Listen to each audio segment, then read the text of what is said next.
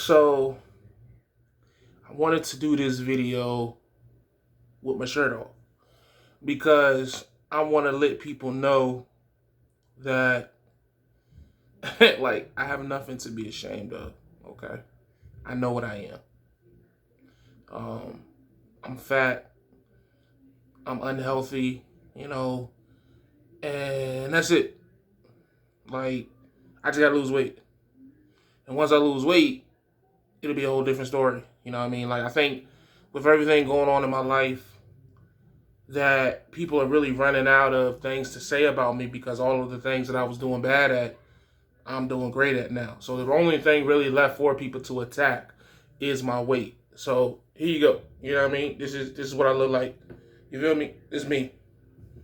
So I like my skin tone. I don't care. You know what I mean? I'll show skin. It is what it is. But anyways, just some petty shit. You know me. I wanted to, on a much more serious note, I want to tell you guys a story. Apologize if you hear my son crying in the background. I mean, this is his house. We just live here.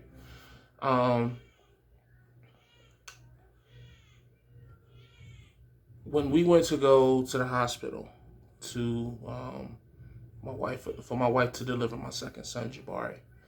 Well, first, let's start it off like this. Altogether, me and my wife have had 1, 2, 3, 4, 5 pregnancies. Yeah. So we had one before my son JJ. We had JJ. We had one after JJ. And then we had one.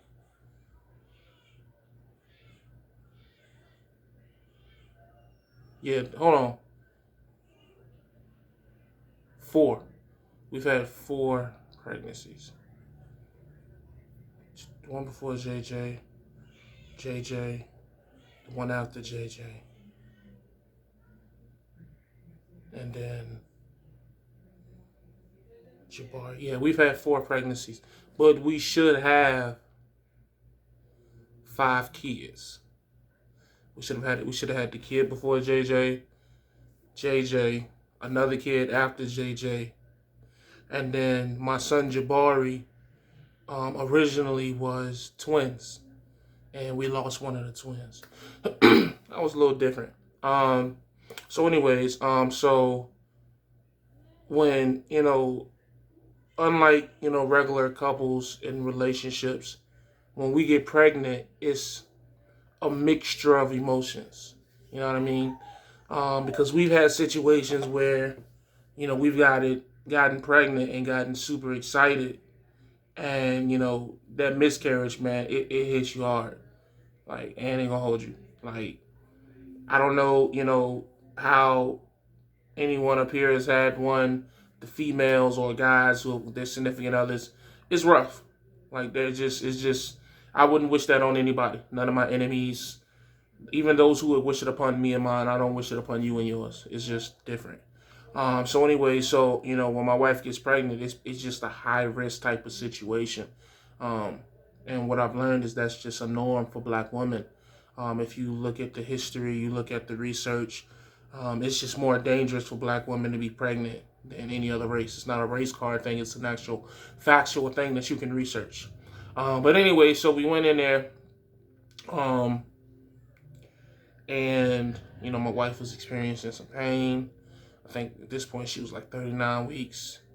And she was, we was just ready to bring the baby out anyway. So we go to the hospital, excited.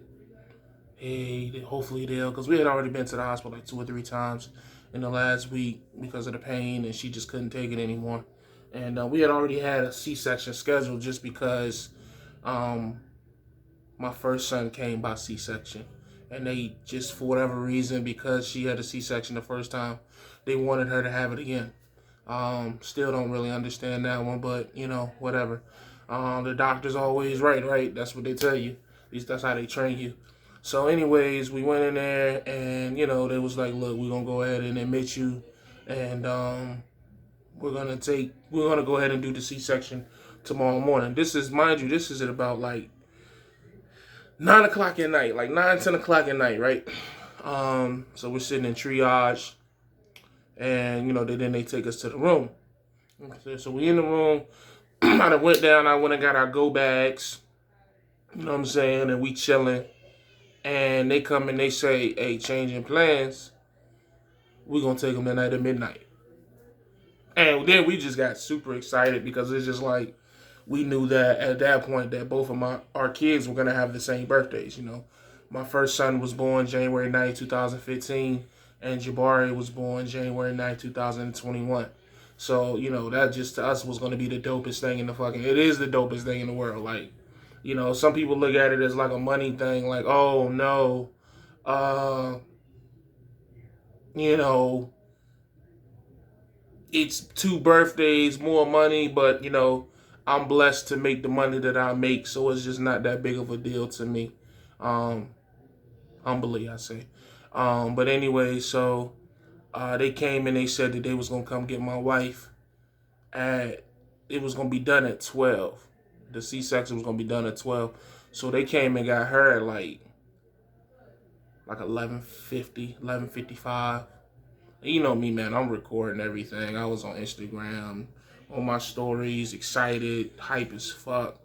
And they came and got her like 11:55, like right on the nose, right? And they was like, "Yo, we gonna come back and get you." They found me some scrubs that fit me. I was so excited that they had scrubs that fit me in the hospital. Like, damn, like as big as I am, everybody make me feel like I'm 7,000 pounds. And they had clothes that fit me right there in the hospital. The craziest thing in the world. But anyways, and they was like, "Yo, we'll be back in like 15 minutes to come get you." And mind you, beforehand, the anesthesiologist, I believe is how you pronounce that, he had already explained that they were going to give her like a spinal. It wasn't an epidural, but it was like, I guess, something similar to where they numb your legs from the waist down pretty much so that, she doesn't feel anything during the C-section. And he was just talking about how safe it was in comparison to, other methods like, epidurals, putting her to sleep, things of that nature. And so we was just like, okay, cool. Everything was going cool. Everything was going good. It seemed like just like the first time with JJ. Then it got a little interesting because 12:15 came and, I didn't hear anything from anybody. 12:25, 12:30, 12:45. And I'm just sitting there like, what the fuck is going on? Like, I hadn't heard from no nurses. I hadn't heard from the doctor. Nobody. It's quarantine, so it's no other family member. It's just literally me sitting in the room waiting to figure out what was going on. And at about, I want to say it was like 12:50, the nurse came in there and she kind of had like this look on her face. And she was like, "Look, you're not going to be able to come in there." And I'm like, "The fuck is you talking about?" Like, what you mean? And she says that the spinal wouldn't take, or it didn't work. The medicine wouldn't take, so they had to put her asleep. Put her asleep? Like, what do you mean, like, put her asleep? And what my wife told me was they put a mask over her face and put some type of clamp on her throat and, like, made her pass out, like, put her to sleep. Because I guess they were saying that the medicine that they were trying to give her wouldn't take, and they couldn't just do it with no medicine, so they put her to sleep. And, my wife, the way she explained it, was the scariest thing in the world. Like, she told me, like, she literally felt like she was gonna die. Like, she said it because it just, everything happened so fast, like, from them trying to put the medicine to them just like, okay, we're gonna put you to sleep and put the mask. So imagine somebody putting the mask over, clamping you. You know what I mean? It sounds crazy. So I can only imagine her going through it. So, This is around 12:50 when they told me they was gonna do this. At about probably 1:05, they bring me my son. He come in there, he's screaming just as loud as he's screaming in the living room now. And I ain't gonna lie, man. Like it was hard to be excited because it's like, yeah, this is my son. I'm happy, and I was, but I think for me, I was just so much more concerned about my wife. Like, yo, where my wife at? What's up? To the point where I made them leave the door open. I was like, no, don't close the door. I need to see what's going on out there. And I just sat there with my son, and it was different because with my first son, it was so much family there. So when he came in the room, it was like 10 people in there waiting for him to come in the room, and they was just looking at him, taking pictures and shit like that. We actually had to end up kicking them out of the room. Versus with Jabari, like it was nobody, it was just me, and that was nice. I will say that one-on-one time that I spent with him, I was the first person he met.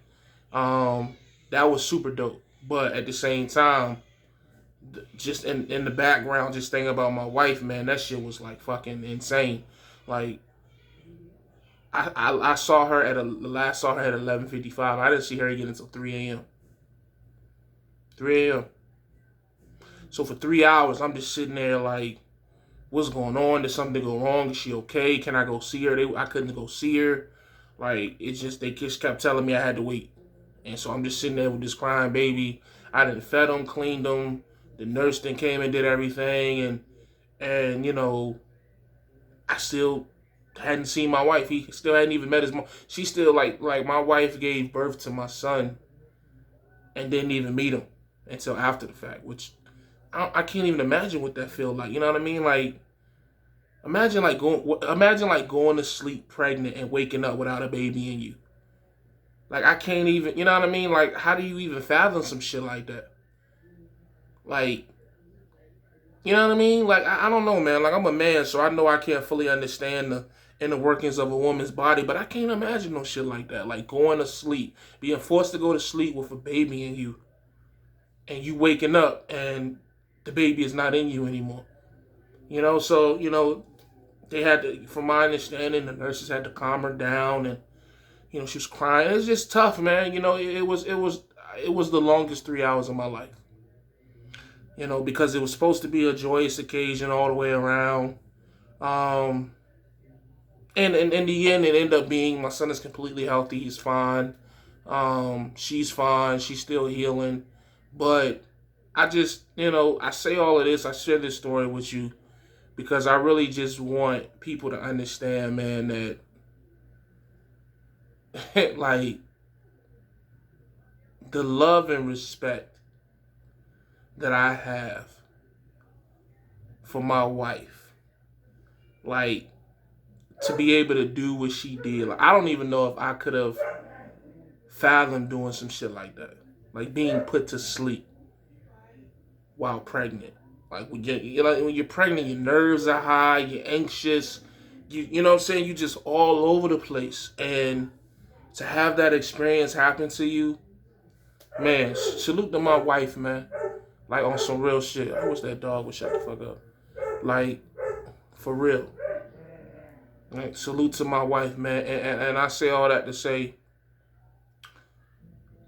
the notion or the idea that Jay doesn't respect women, I'm just gonna kill that right now. And this is the last time that I'm gonna address it because I have been wanting to share this story about what happened. And I just felt like now was the perfect time with everything going on and this narrative that's trying to be created about me. False narrative, I should say. And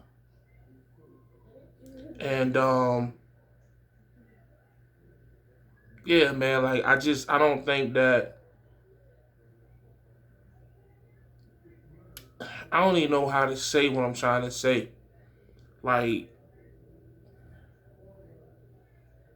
you just got to be able to understand that just because somebody says something that you don't agree with doesn't mean that they don't like you.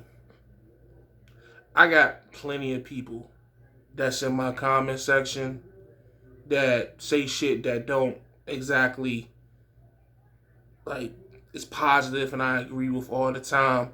But it's just there, you know. Sometimes the people mean well, they don't know how to say it nicely, or sometimes they gonna say what they gonna say. You can't control it, but to try to create narratives around people not really knowing them, and to just take, you know, book covers and try to write a story, it's just ignorance, man. You know what I mean? So, um, one thing I will say that I'm happy with in closing with all this Coco mess. I'm glad that me and the young lady, I can't even think of her name, but she did end up commenting on my video. I'm glad that we were able to, uh, we were able to have a conversation and squash, you know what I'm saying, squash our situation. No, it was, no beef. Because I don't beef with women. You know what I mean? That's just stupid. But so I'm very fortunate and I'm very glad that me and that young lady was able to, and I believe she's an older woman, but she's still a young lady. So I'm very fortunate that we was able to squash that shit. As far as me and Coco moving forward, like I said, man, it's just gonna be what it's gonna be. You know, I wish her well in her journey. Keep doing what you're doing. Don't change nothing. Just, try to thicken your skin a little bit. You know what I mean? Because just because a man says something, and maybe nobody has ever told you this because you're just so used to men who want to sexualize you being around you, so they haven't had a real conversation with you. But let me tell you something, baby girl. Just because somebody says something firmly and you don't agree with it does not mean that they don't like you, does not mean that they don't fuck with you. It just means that they have an opinion that you just don't like, and you just got to live with that sometimes. Like, you know what I mean? To create a whole narrative of oh, he just wants drama, he wants to hate. For what? What would someone really get out of that is what I would ask. And I think that she's smart enough to understand that Jay ain't gonna get but so much out of creating this whole big whirlwind of drama.